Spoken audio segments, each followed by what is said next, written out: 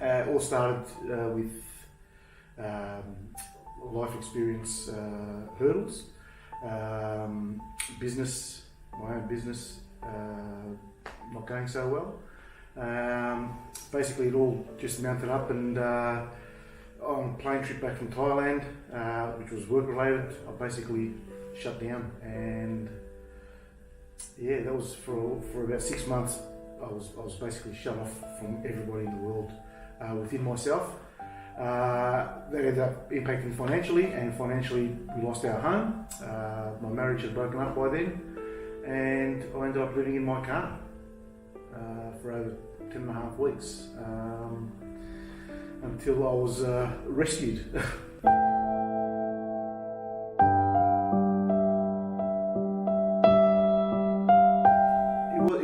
It was pretty tough living, as you can imagine, living inside your car. Trying to find a clean toilet for night time, and somewhere safe, different places all the time, not the same place. So you're not being seen as a vagrant. Bad stigma, homeless. I had called a place in St Kilda, so I just googled something, and they said no, just where are you based? I said in the north. They said try VincentCare in Glenroy. So I called there, and they said, yeah, come down this afternoon and we'll see what we can do. That night, couldn't do anything there because it was late afternoon, so they gave me a voucher to go to a hotel. And yeah, I ended up having my first sleep in nearly 11 weeks in a bed. I was hoping to have a shower that night. I had a shower the next morning, only because I could, so I couldn't do that for the first 10 weeks, for that 10-week period. And yeah, that was my first experience with VincentCare. And I remember these dates, 22nd of February. I was accepted into Oz House here in North Melbourne, and yeah, my journey to recovery had begun.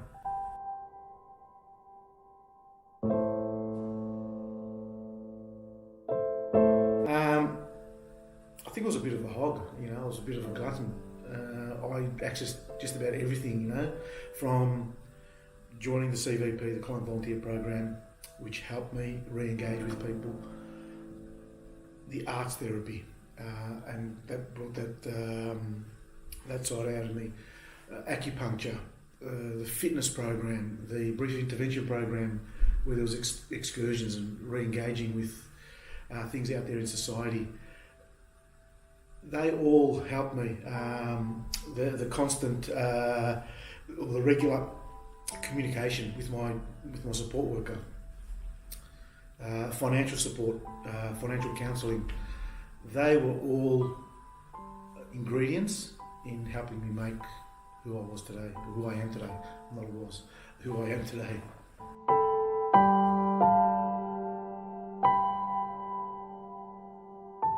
Yeah, I started volunteering while I was still a resident, and I joined the Client Volunteer Program, which was close to 2 years. I was in there. It was just under 2 years, and I graduated from that. And the volunteering was giving back to help people like they helped me. It was also a structure for me. So I knew on Wednesday mornings and afternoons and Friday mornings and afternoons, I'd do a breakfast service and a lunch service at Ozanam Community Centre, as it was known back then. So it gave me structure, it gave me something to look forward to. Even though a lot of people say, okay, you're volunteering to help other people, I see it the other way, that volunteering actually helped me. And that gave me the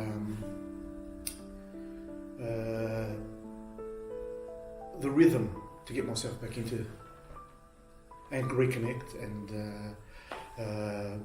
open up and probably find myself, probably a different side of myself.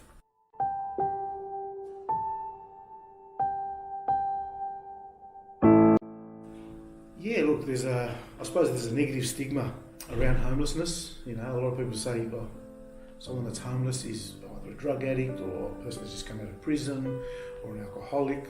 It's not really the case. it can happen. Every single person's journey is different. There's no two people that are the same, and that's why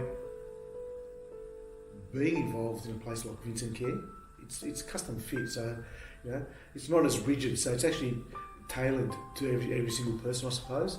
Homelessness, just get rid of the stigma associated with homelessness. Could be anyone from anywhere for any reason. As we all know, you're only one paycheck or two paychecks away from being homeless.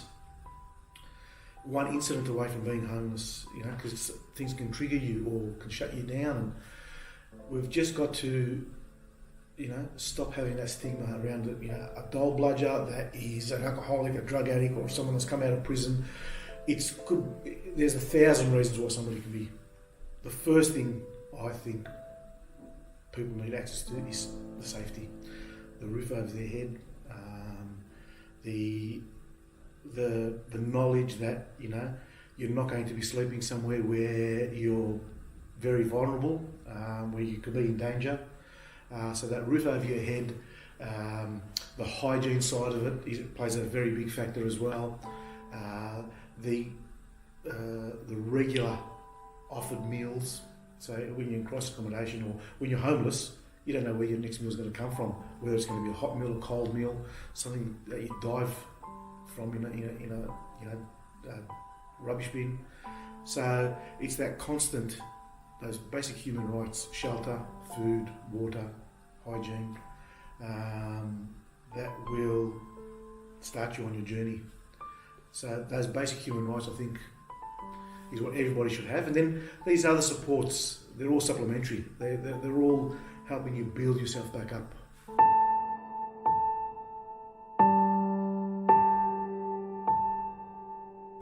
And it has been a journey, and it has been a journey that I've never anticipated or thought I'd have in my previous life, I suppose. I went back to school, went back to university, college, and I've been studying for the last 4 years. I'm a qualified horticulturalist now. I'm doing my Masters in Urban Horticulture at the moment. That's academically. What else have I achieved? I've achieved knowing how my body works, how my mind works, which has helped with my mental health.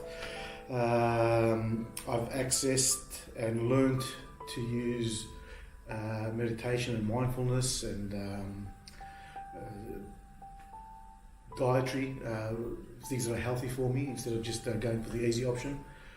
I suppose I've achieved a fair bit to what I had before and different to what I had before. My passion is horticulture, gardening, and specifically food orientated and medicinal. But just getting people involved in a garden, in a plant. My belief is that if you're nurturing something or you've got purpose to nurture something, you're actually you're giving yourself purpose, so you're nurturing yourself as well as giving. And it's probably a step forward or a connection for you to keep doing that. And the meditation side. I started mindfulness while I was doing acupuncture through OCC. But once lockdown finished, I got more involved in meditation, and that's helped me calm myself, free myself from negative thoughts and bad thoughts or recurring thoughts. It's helped me calm myself down, it's helped my blood pressure. Believe it or not, it's helped my digestive, the way I perceive things as well. So they're two, I think, they're two facets in my life that actually go hand in hand.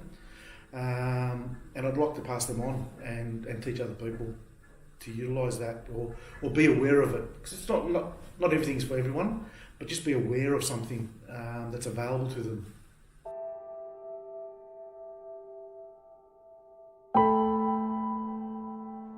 As long as I keep growing and being positive like I am now, I don't really care where I am, as long as I'm still feeling this happy. Everybody wants to see themselves as, I want to be a millionaire, I want to have properties, all I just want to do is I just want to be happy, and I want people around me to be happy. So it doesn't really matter, as long as I'm happy and there's no negativity around me, then it doesn't really matter where I'm going to be. But you know, I pray and hope that I'm going to be happy for the rest of my life. Healthy, of course. I would like to be healthy because there's no point being happy and unhealthy. So yeah, they're the two things that I'd like to be.